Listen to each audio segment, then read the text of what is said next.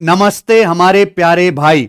SSC CPO के paper में जो आपको 50 सवाल करने 30 मिनट में, वो कैसे उड़ाने मेरे भाई, ये सीखने के लिए आप सभी का भौकाली पेपर 2 मेरे साथ सॉल्व करने के लिए स्वागत है। देखिए, चेयरमैन साहब ने कोई नियम निकाला है तो सोच समझ के निकाला होगा। यानी कि मुमकिन है कि भैया 30 मिनट में 50 सवाल हो सकते हैं, लेकिन उसके लिए एक बच्चे का माइंडसेट, एक थॉट प्रोसेस, एक गजब की प्रैक्टिस, बढ़िया कंटेंट, प्रीवियस ईयर के सवालों पर कमांड चाहिए। और उसी के लिए हम एक गजब गजब भौकाली पेपर करवा रहे हैं। एक महीने पहले करवा दिया, जाके देख लीजिएगा। और आज होगा मेरे प्यार भी सीपीओ का खतरनाक भौकाली पेपर 2। आ जाइए बेटा, शुरू करते हैं। चलो, पहला सवाल सीपीओ का ही। 230 मीटर 270 मीटर लंबी दो ट्रेन 42 और 48 किलोमीटर पर आवर की स्पीड से विपरीत दिशा में चल रही है। एक दूसरे को पार करने में कितना समय लेंगी? विपरीत दिशा है तो टाइम बराबर क्या आएगा? Distance L1 plus L2, 230 plus 270 500 metre बटे रिलेटिव स्पीड, यानी कि S1 plus S2, 42 plus 48 90 kilometre per hour में मीटर पर सेकंड में बदल लेंगे, 5/18 से गुणा। 500 को किससे भाग देंगे? 25 से, तो कितना आ जाएगा? 20 सेकंड। आइए, दो गोलों के आयतन का अनुपात 512 रेशियो 3375 है। उनके सरफेस एरिया का रेशियो देखो, ये क्या दिया है? वॉल्यूम का रेशियो। वॉल्यूम किस पे डिपेंड करता है? रेडियस की पावर 3 पे। तो रेडियस का रेशियो क्या आएगा? इसका क्यूब रूट। 512 का क्यूब रूट 8, 3375 का 15। तो सरफेस एरिया का रेशियो कितना आएगा मेरे प्यारे भी? इसका स्क्वायर। अब यानी कि 8 का स्क्वायर 64, रेशियो 15 का स्क्वायर 225। बस इतना सा सवाल है, रेशियो से ही सॉल्व हो जाएगा जी। a plus B 10, A B बराबर 6। तो आपसे पूछा A cube plus B cube, कुछ सेट हो रहा है क्या? नहीं। तो ए क्यूब प्लस बी क्यूब का फॉर्मूला लगा दो। A cube plus B cube बराबर A plus B 10 into A plus B का होल स्क्वायर माइनस 3ab, यानी कि 100 में से 18 घटाएंगे, 82 का 10 गुना 820। Option number B. उस समचतुर्भुज का क्षेत्रफल ज्ञात कीजिए जिसका परिमाप 52 सेंटीमीटर है और एक विकर्ण की लंबाई 10 है। दिमाग में सोचो, समचतुर्भुज के डायगोनल एक दूसरे को बाइसेक्ट करते हैं 90 डिग्री के एंगल पर। अगर पेरीमीटर 52 है तो इसकी भुजा कितनी होगी समचतुर्भुज की? भाई, एक डायगोनल 10 है तो डायगोनल का आधा कितना होगा? 5, यानी कि दूसरे डायगोनल का आधा कितना होगा फिर? 12। 5 12 13, ट्रिपलेट बन गया। पता ही समझ में आया? आपसे क्या पूछा? एरिया। तो एरिया क्या आ जाएगा? 1/2 डायगोनल का प्रोडक्ट। एक डायगोनल आपका 10 है, दूसरे डायगोनल का आधा 12 है, तो दूसरा डायगोनल कितना होगा? 24, यानी कि एरिया कितना आ जाएगा? 120 सेंटीमीटर स्क्वायर। अच्छा, बोर्ड मास का सवाल है ना? तो सबसे पहले क्या सॉल्व होता है बच्चों? ऑफ इधर है, ये है ना? तो 5 ऑफ 4 20, 20 डिवाइडेड बाई 20, 1 1 गुणा 8 8। ये 8 प्लस आ गया ना अब तो। उसके बाद देखो, यहां भी ये वाली चीज सॉल्व करेंगे ना। 24 तिया तो 6/6 डिवाइड 72, यानी कि 1/12, और 12 1/12 गुणा 48, यानी कि 4 हो गया। फिर माइनस आ गया, फिर डिवाइड सॉल्व हो जाएगा। पहले 6 डिवाइडेड बाई 18, 1/3 गुणा 9 3 आ गया। तो 8 4 12 माइनस 3, 8 4 12 माइनस 3 9 आ गया आंसर। ठीक है बच्चों, आसान था, मुश्किल नहीं है। 4 थीटा एक्यूट एंगल है, कोट थीटा बराबर tan theta minus 5 theta. Common बताओ, अगर टेन है कोट बी के बराबर है तो एंगल का सम 90 है। दोनों को जोड़ के 90 आना चाहिए। ये -5 है, यानी कि बाकी 4 थीटा प्लस थीटा, 5 थीटा को जोड़ को कितना आएगा? 95, यानी कि थीटा की वैल्यू कितनी आ गई? 19 डिग्री। आइए बच्चे, एक नाव धारा के अनुकूल 18 किलोमीटर जाने में लिया गया समय धारा के प्रतिकूल 10.8 किलोमीटर जाने में लिए गए समय के बराबर है। Speed of boat in still water is 8 kilometre per our. तो पूछा बोट को 45 किलोमीटर अपस्ट्रीम जाने में कितना समय लगेगा। क्वेश्चन सोल्व करने के लिए क्या निकालना पड़ेगा? बोट की अपस्ट्रीम स्पीड। देखो, यहां पे सेम टाइम बोला है, इक्वल टाइम लगता है। अब बताओ, अगर टाइम सेम है तो जो डिस्टेंस का रेशियो होगा वही स्पीड का रेशियो होगा। 18 किलोमीटर डाउनस्ट्रीम जाने में और 10.8 किलोमीटर अपस्ट्रीम जाने में सेम टाइम लगता है। ठीक है, तो ये डिस्टेंस का रेशियो है, डाउनस्ट्रीम अपस्ट्रीम की स्पीड का रेशियो भी यही होगा। किससे चला जाएगा? 36 पंजे और 36 तिया, यानी कि डाउनस्ट्रीम अपस्ट्रीम की स्पीड का रेशियो कितना आ गया? 5/3 आ गया। ठीक है भैया, यहां से बोट की स्टिल क्या पूछी? स्टिल वाटर में स्पीड दी। स्टिल वाटर में स्पीड क्या आएगी बच्चों? जोड़ के आधा करो, 5 + 3 8/2 4। जबकि बोट की स्टिल वाटर में स्पीड कितनी दी है, 8 किलोमीटर पर आवर। तो 4 की वैल्यू कितनी है, 8, यानी कि दुगुना। तो आपसे पूछा है बोट की अपस्ट्रीम स्पीड यानी कि 3 की वैल्यू, तो 3 की वैल्यू भी दुगुना आ जाएगी, 6 किलोमीटर पर आवर, है कि नहीं। अब बोट की अपस्ट्रीम पता चल गई, कुछ भी कर लो। क्या पूछा, 45 किलोमीटर अपस्ट्रीम जाने में कितना टाइम लगेगा, टाइम बराबर डिस्टेंस बटे स्पीड। तो कितना आ जाएगा ये, 742 यानी कि 7.5 घंटे। ऑप्शन डी, ठीक है। यदि किसी भिन्न के अंश में 60% की वृद्धि और हर में 60% की वृद्धि की जाए तो परिणामी भिन्न 16/63 है, ओरिजिनल भिन्न ज्ञात कीजिए। आसान सवाल है। मानो जैसे भिन्न कितना है, x/y। अब इसके न्यूमरेटर को कितना बढ़ा दिया, 60%, तो कितना हो जाएगा 160%, ठीक है। डिनोमिनेटर को भी कितना बढ़ा दिया, 40%, तो कितना हो जाएगा y का 140%। और फ्रैक्शन कितनी हो जाती है बच्चों, 16/63, ठीक है। वृद्धि लिखा हुआ है, तो 20 से चला जाएगा, बताओ 20 अट्ठे, और ये 20 से 7 बार, तो 7 नाम 63 और 8 दूनी 16, तो x/y कितना आ गया, 2/9। आगे चलो बच्चों, 18 मजदूर एक काम को 96 दिन में पूरा कर सकते हैं। वो एक साथ काम शुरू करते हैं, 26 दिन के बाद 10 और कर्मचारी उनसे जुड़ जाते हैं, काम कुल कितने दिन में पूरा होगा। देखो यानी कि 26 दिन तक काम हो चुका है ना, तो हम किस पे ध्यान देंगे, बचे काम पे। देखो काम क्या होता है, मेन गुणा डेज। 18 मजदूर किसी काम को 96 दिन में पूरा कर सकते हैं, उन्होंने 96 में से कितने दिन काम कर लिया, 26 दिन काम कर लिया, तो काम बचा कितना का है, 96 में से 26 घटाओ, 18 वर्कर के 70 दिन का काम बचा है, ये बाकी काम है। अब 10 मजदूर और आगे, पहले 18 मजदूर थे, अब 10 और आगे, यानी कि अब कितने वर्कर हो गए, 28 वर्कर ये काम कितने दिन में करेंगे बताइए, सेम काम।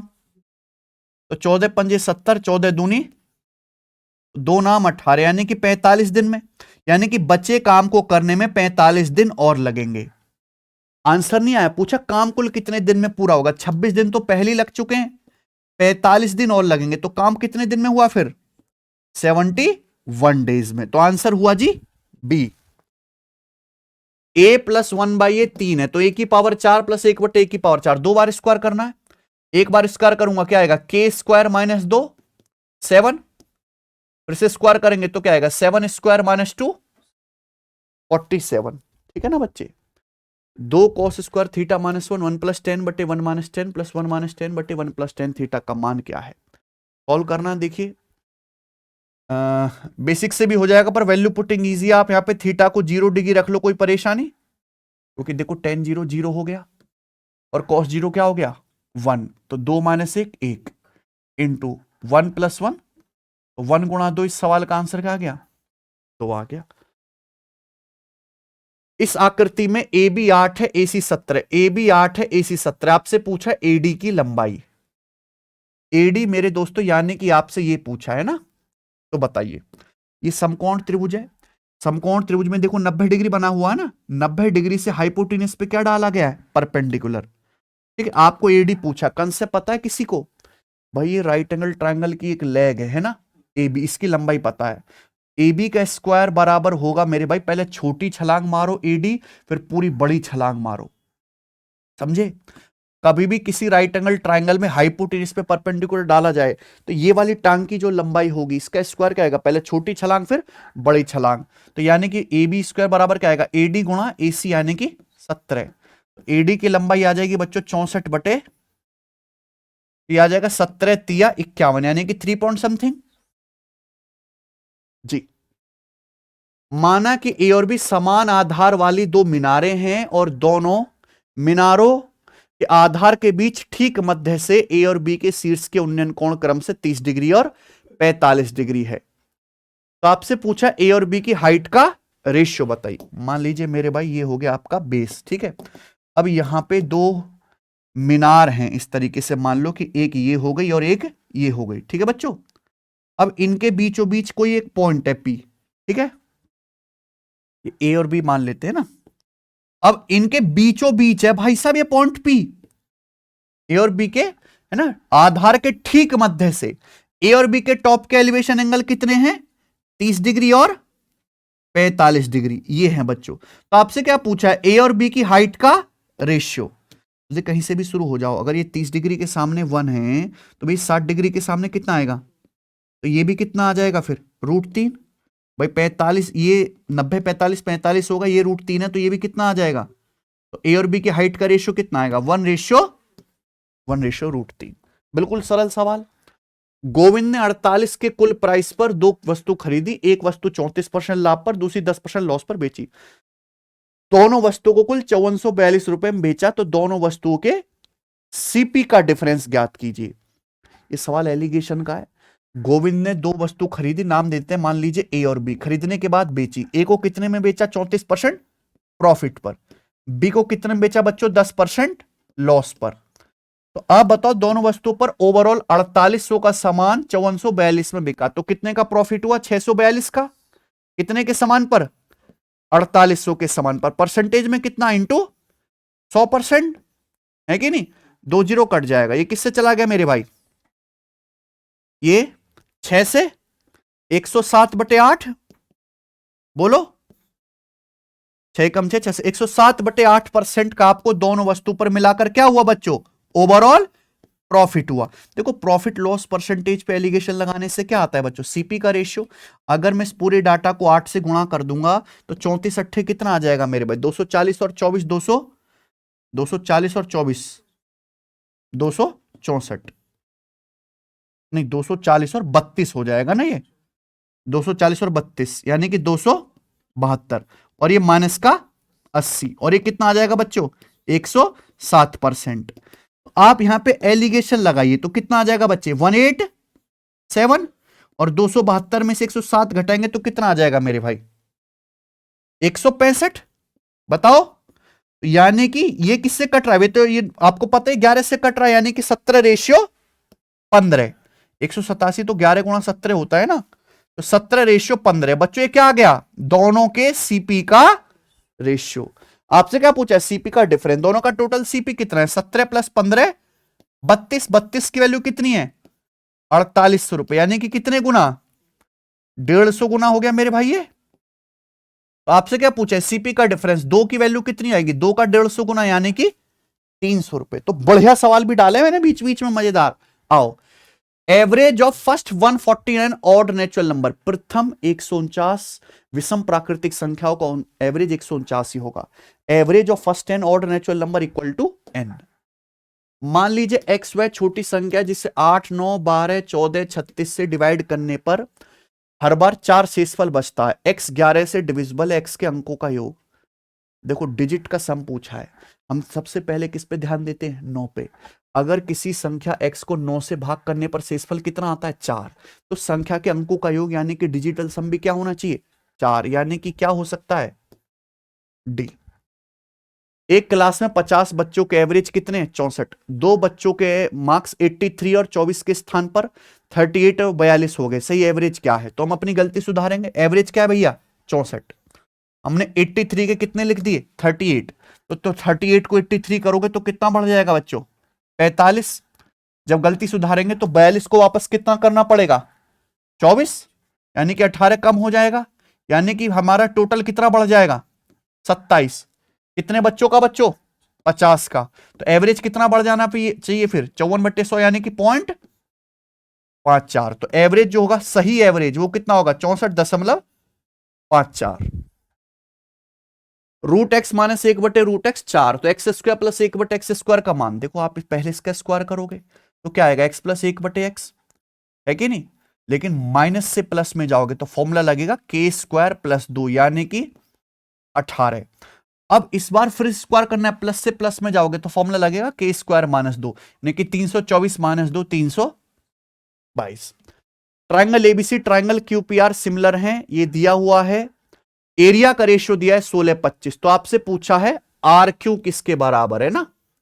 देखो एरिया का रेशियो अगर 16:25 है तो करस्पॉन्डिंग साइड का रेशियो कितना आएगा 4:5। आपसे आर क्यू की लंबाई पूछिए, क्यू आर के करस्पॉन्डिंग साइड क्या है AC, तो आपको बस AC की वैल्यू पता करनी। AC की वैल्यू कितनी है 6 सेंटीमीटर, 4 की वैल्यू 6 सेंटीमीटर है 1.5 गुना, तो 5 की वैल्यू भी 1.5 गुना आ जाएगी। क्यूआर की लंबाई आर क्यू की लंबाई 7.5, ऑप्शन डी।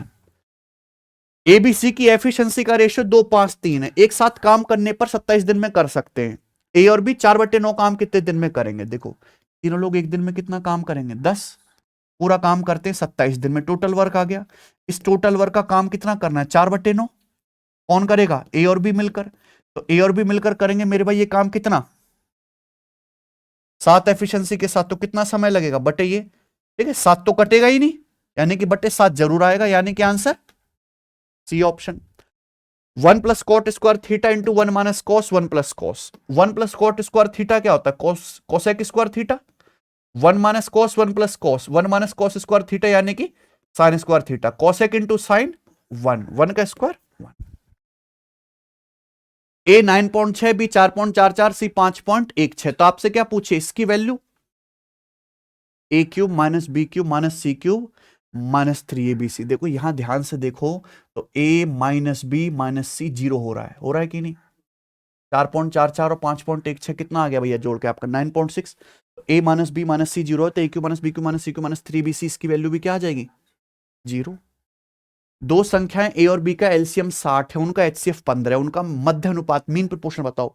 मीन प्रोपोर्शन क्या होता है? दो संख्याओं का रूट ए बी। अगर दो संख्याओं का एलसीएम 60 है, एचसीएफ 15 है, तो संख्याओं का प्रोडक्ट क्या आएगा? ये संख्याओं गुणनफल आ गया। मीन प्रोपोर्शन क्या आएगा? इसका अंडर रूट, यानी कि 30। ए की सैलरी बी से 35% ज्यादा है, बी की सैलरी ए से कितना परसेंट कम है? ए की सैलरी बी से 35% यानी कि 7/20 ज्यादा है बी से। यानी कि अगर बी की सैलरी 20 है तो बच्चों ए की कितनी है? 27। तो पूछा बी की सैलरी ए से कितना कम है? 7 कम है, 7/27 परसेंटेज में गुणा 100% ही आ जाएगा। तो 27 दूनी 54 और 16 160 बचा। 27 छिक्का 162 यानी कि अप्रोक्स 26% कम है। डी ऑप्शन आ जाएगा। ट्राइंगल एबीसी में एंगल ए बराबर 54 डिग्री, आई इन सेंटर है, तो क्या पूछा? Angle BIC. तो इन सेंटर पे बना कौन क्या आगा? 90 डिग्री प्लस ए बटे 2, यानी कि 90 डिग्री प्लस 54 का आधा। 90 प्लस 27 कितना आ जाएगा? 117 डिग्री। ये आपसे पूछा इसका मान क्या है? देखो सिंप्लीफिकेशन है, सबको दिखाई दे रहा है ये। A cube plus B cube बटे a square plus b square minus a b, यानी कि ए प्लस बी बचेगा। देखो डेसिमल का हिसाब कर लेते हैं। ऊपर 2 6 डेसिमल है, यहां भी 6, यहां कितने डेसिमल है? 2 2 2। ठीक है बच्चों, नीचे हटर में तो 2 2 डेसिमल है, यानी कि ऊपर 6 नीचे 2, ऊपर 4 डेसिमल, 4 डेसिमल ज्यादा, यानी कि 10 की पावर माइनस दशमलव हट गया। A cube plus b cube को डिवाइड करेंगे, a square plus b square minus a b से, तो क्या आएगा? ए प्लस बी, यानी कि 535 प्लस 365, तो यानी कि कितना आ जाएगा? 900। ठीक है, 900 को 10 की पावर माइनस 4 से डिवाइड करेंगे तो पहले 2, ये 0.09 आ जाएगा। बताइए ऑप्शन नंबर ए।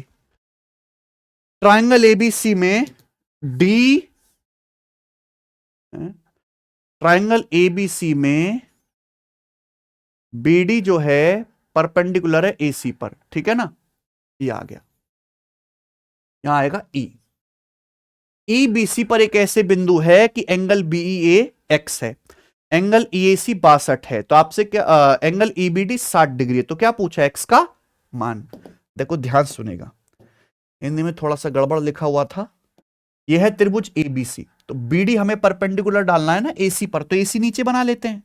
ये आ गया, तो ये लाइन हो गई बीडी, बीडी हो गया परपेंडिकुलर। सवाल में क्या बोला है? सवाल में बोला है ईबीसी पर एक पॉइंट है, ईबीसी पर एक पॉइंट है, एंगल बीईए एक्स, तो ये वाला एंगल एक्स डिग्री का हो गया। ठीक, उसके बाद क्या है? ईएसी 62, ईएसी यानी कि ये वाला एंगल कितने डिग्री का? 62 डिग्री का। ईबीडी 60, तो ईबीडी, ईबीडी ये वाला एंगल कितने डिग्री का? 60 डिग्री का। तो आपसे क्या पूछा? एक्स का मान बड़ा हल्का है भाई, 90 60 तो कितना आ जाएगा? 30।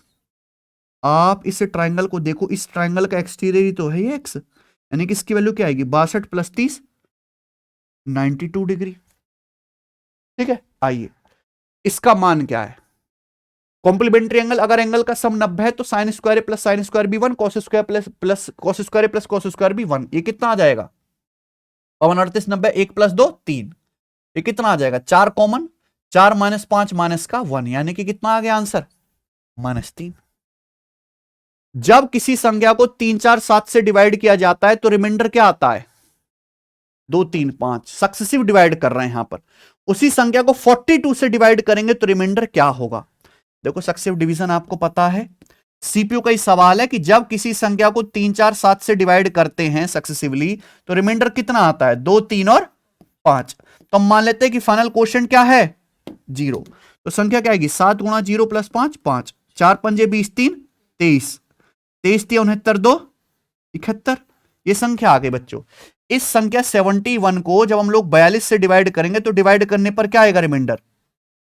29 आ जाएगा ना, रिमाइंडर 29। तो सवाल का आंसर सी ऑप्शन। खटाखट करना भैया। x plus Y plus Z 13, X square plus Y square plus Z square 133, X cube plus Y cube plus Z cube 847। तो cube root of X Y Z ये निकालना पड़ेगा भैया। तो फॉर्मूला आपको याद होना चाहिए और ये थोड़ा बढ़िया लेवल का फॉर्मूला है। X cube plus Y cube plus Z cube क्या होता है? 847 X cube plus Y cube plus Z cube minus 3xyz। यही है X cube plus Y cube plus Z cube minus 3xyz। इन दोनों की टर्म में क्या फॉर्मूला है? 1/2 X plus Y plus Z into thrice of X square plus Y square plus Z square minus X plus Y plus Z का whole square. तो आप मुझे बताओ 133 का 3 गुना 300 माइनस 160 कितना आ जाएगा मेरे भाई? 230। 230 को 2 से काट लेंगे कितना आएगा? 115। तो ये आ जाएगा 13 गुणा 115। तो 13 की 100 में गुणा 1300 और भैया 15 में 195 है ना। तो 1300 और 195 कितना आ गया? 1495 हो गया सिंपल सा। तो ये 847 उधर चला जाएगा। तो माइनस का 3xyz कितना आ गया? 15 में 7 गया 8 और 8 में 4 गया 4 और 14 में से 8 गया 6। xyz कितना आ जाएगा मेरे भाई? 3 से काटेंगे तो माइनस का 216। ये आ गया xyz माइनस का 216।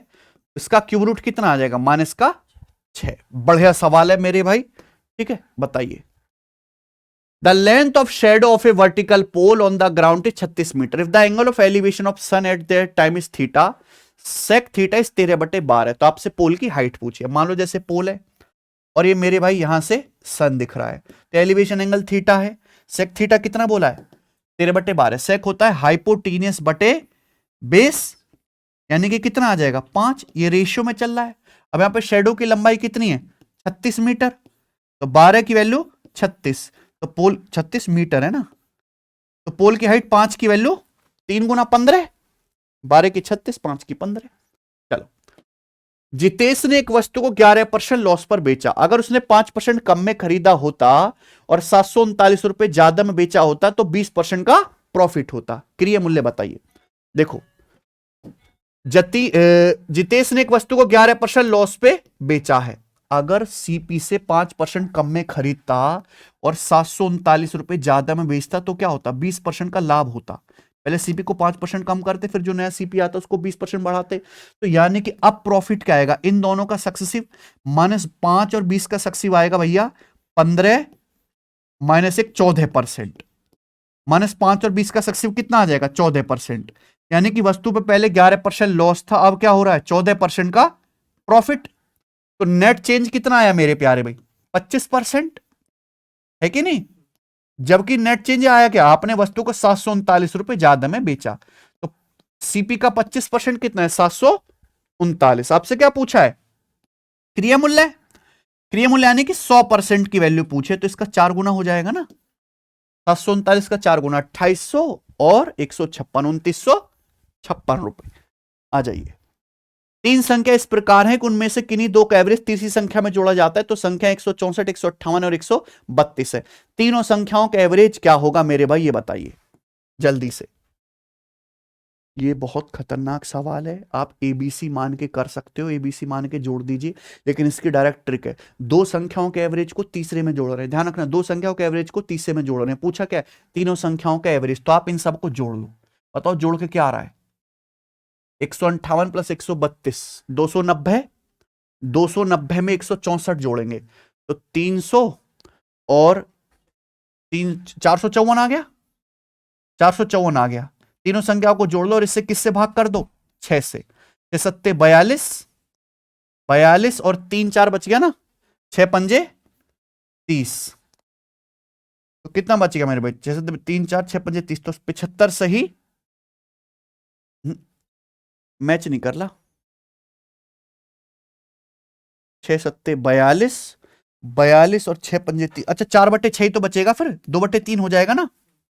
75 सही 2/3, ठीक है। आदित्य ने 1100 रुपए में 300 आम खरीदे, इसमें से कुछ आम सड़े हुए हैं और उन्हें फेंक दिया। बाकी आमों को 5 रुपए प्रत्येक पर बेचा, 150 रुपए का लाभ कमाता है। फेंके गए आमों का प्रतिशत ज्ञात कीजिए। देखो ये पैटर्न आपको पता होना चाहिए। 1100 रुपए में आम खरीदे और 300 उसमें से सड़ गए, 150 रुपए का प्रॉफिट कमाया। 1100 पे 150 का प्रॉफिट कमाया, यानी कि आम बेचे कितने, 1250 रुपए के, और हर आम को बेचा कितने का है, तो 1250 रुपए का आपने आम बेचे, एक आम 5 रुपए का, यानी कि आपने आम बेचे कितने, 250 आम बेचे। आपने खरीदे कितने थे, लेकिन आपने बेचे कुल कितने, यानी कि बाकी के 50 सड़ गए, वो फेंक दिए। 300 में से आपने 50 फेंक दिया, यानी कि 1/6, तो इसका मतलब 16 से ही 2/3% आपने आम फेंके, ठीक है ना। ये बताइए, sec into cosec upon 2 + tan square theta plus cot square theta, value putting भी हो जाएगा। पर ये जानते हैं कि ये क्या होता है, tan theta plus cot theta का होल स्क्वायर। ध्यान से समझ लीजिए, सेक थीटा इंटू कोसेक, नीचे क्या है, tan square theta plus cot square theta plus 2, यानी कि tan theta plus cot theta का whole square. tan theta plus cot theta होता है सेक इंटू कोसेक, रट लो, tan theta plus cot theta होता है सेक इंटू कोसेक, उसका होल स्क्वायर, ठीक है ना। ये कट जाएगा, तो 1/sec इंटू कोसेक क्या आएगा, साइन इंटू। एक सर्कल के सेंटर से 9 सेंटीमीटर लंबा एक लंब जीवा तक खींचा जाता है, जिसकी लंबाई 24 है। वृत्त की त्रिज्या कितनी आ जाएगी, 9 12 15। ये सर्कल है, ये जीवा है, ये परपेंडिकुलर डाला गया 9, तो जीवा आधी आधी हो जाएगी, 24 थी 12 12, तो रेडियस पूछिए तो 9 12 15 नहीं आ जाएगा, ट्रिपलेट है कि नहीं। यदि किसी त्रिभुज की भुजाएं 14 48 और 50 है तो इसका एरिया ज्ञात कीजिए। 7 24 25 का डबल है, यानी कि राइट एंगल ट्राइंगल, इसका एरिया क्या आएगा, 1/2, 90 डिग्री बनाने वाली साइड की गुणा, यानी कि 14 गुणा 48, 2 से 14 7 बार, कितना आ जाएगा मेरे भाई, ये 336। आओ, 4 साल पहले ए बी की एज का रेशियो 4:5 था, 8 साल के बाद क्या रेशियो 11:13। प्रेजेंट एज का रेशियो पूछा है। देखो ये बात है यहां पे प्रेजेंट की, तो अगर हम प्रेजेंट से 4 साल पहले जाते हैं तो रेशियो कितना है 4:5, और हम प्रेजेंट से अगर 8 साल बाद जाते हैं तो रेशियो कितना है ए बी का 11:13। भाई ए और बी की एज तो सेम ही बड़ी होगी ना, डिफरेंस सेम है क्या, सेम नहीं है, तो 4-5 का एक डिफरेंस, 11-13 का 2, तो ऊपर भी 2 से गुणा कर लेते हैं, रिवर्स मल्टीप्लाई कितना आ जाएगा, 2 चौका 8 और 10, ठीक है भाई। यानी कि मैं कह सकता हूं कि ये एज क्या हो गई, 8 से 11 3 यूनिट बढ़ी, बी की एज 10 से 13 3 यूनिट बढ़ी, जबकि एज में गैप कितने का आया है, ये प्रेजेंट से 4 साल पहले 8 साल बाद 12 साल का, तो 12 साल की वैल्यू है 3 यूनिट, यानी कि 4 साल की वैल्यू कितनी है 1 यूनिट। तो बेटा ये 4 साल ही तो बढ़ा दो, प्रेजेंट आ जाएगा। 4 साल का मतलब 1 यूनिट बढ़ा दो, 8 को 1 बढ़ाएंगे 9 और 10 को 1 यूनिट बढ़ाएंगे 11, तो एज निकालने की जरूरत नहीं है। जब रेशियो पूछा है तो सीधा रेशियो पे ध्यान दीजिए, ठीक है ना। 15 और 6 सेंटीमीटर रेडियस वाले दो कंसेंट्रिक सर्कल हैं। बड़े सर्कल की उस जीवा की लंबाई जो छोटे की स्पर्श रेखा है। देखो इस तरीके से दो कंसेंट्रिक सर्कल होते हैं, ठीक है। ये है बड़े सर्कल की जीवा जो छोटे की स्पर्श रेखा है। छोटे सर्कल की रेडियस है 6 और बड़े की कितनी है 15। तो देखो यहां पे 3 तो आएगा ही आएगा, यहां 3 का 5 गुना, ये 3 का 2 गुना, तो क्या आ जाएगा 25 - 4 √21, 3 √21 आ जाएगा पाइथागोरस से, ठीक है भाई। तो ये जीवा की लंबाई क्या आएगी 3 √21 का डबल, यानी कि 6 √21। x की पावर 8 - 2599 x की पावर 4 + 1 0 है, तो x - 1/x की पॉजिटिव वैल्यू। भैया यहां x की पावर 4 है तो अपन लोग x की पावर 4 से दोनों तरफ डिवाइड कर देंगे, तो क्या आ जाएगा x की पावर 4 + 1/x की पावर 4 - 2599 उधर चला जाएगा, ठीक है बच्चों। अब आपको x - 1/x निकालना है, पावर 4 से 1 में जाना है, तो पहले क्या निकालोगे x² + 1/, कैसा आएगा 2 जोड़ के अंडर रूट लोगे, 2599 में 2 जोड़ो 2601 का अंडर रूट, क्या मन।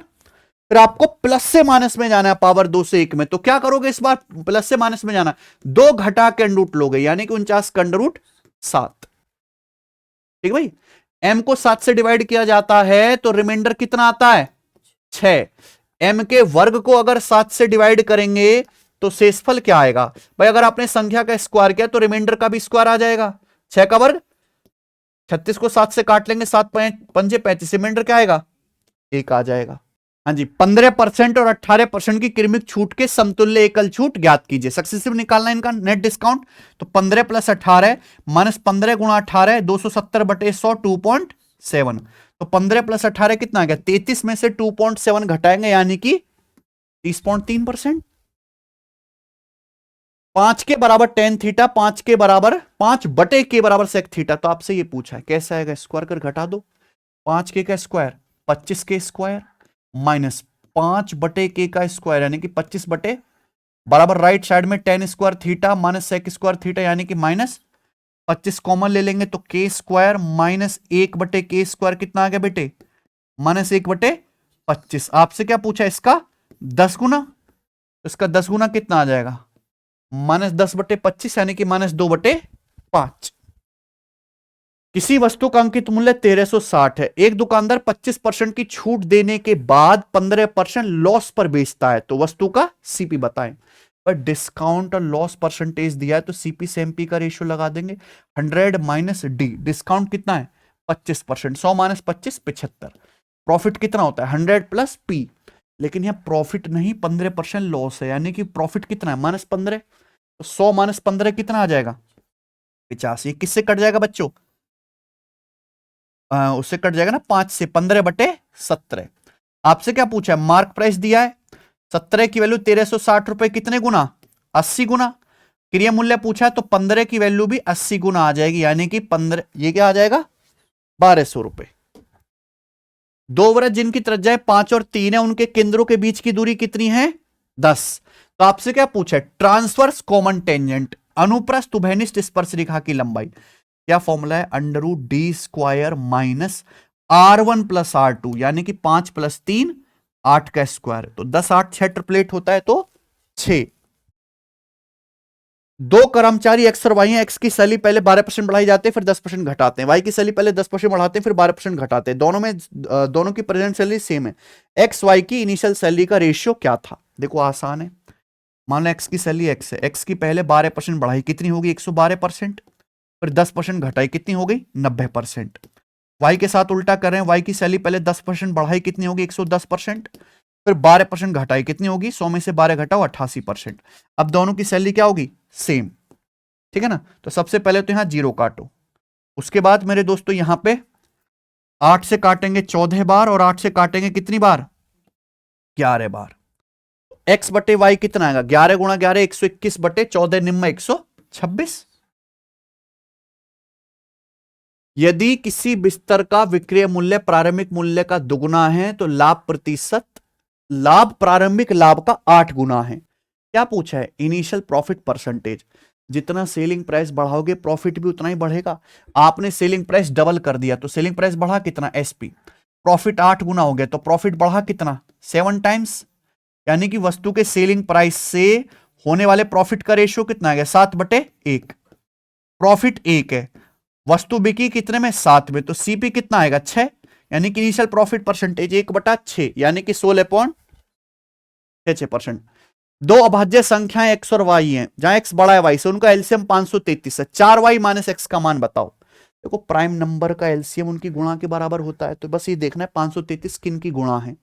533 के नजदीक किस प्राइम नंबर का स्क्वायर आता है 23 का, तो क्या 23 से कटता है 23 का स्क्वायर 529, 23 दूनी 40 नहीं, 23 से छोटा देखो 19 से कट रहा है ये 19 दूनी 38, 38 और 15 नहीं, ठीक है।